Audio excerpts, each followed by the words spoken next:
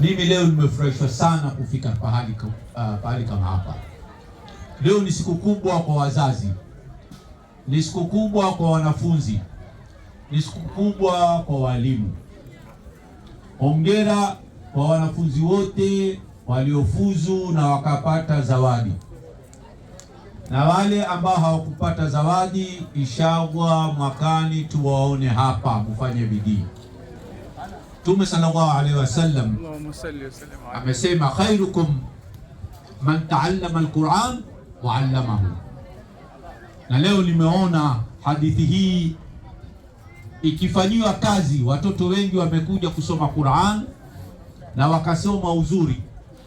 Hongera sana kwa walimu. Walimu wanaonesha wanafanya kazi nzuri sana hapa. Watoto wana bidii, watoto wamefanya uzuri. Kwa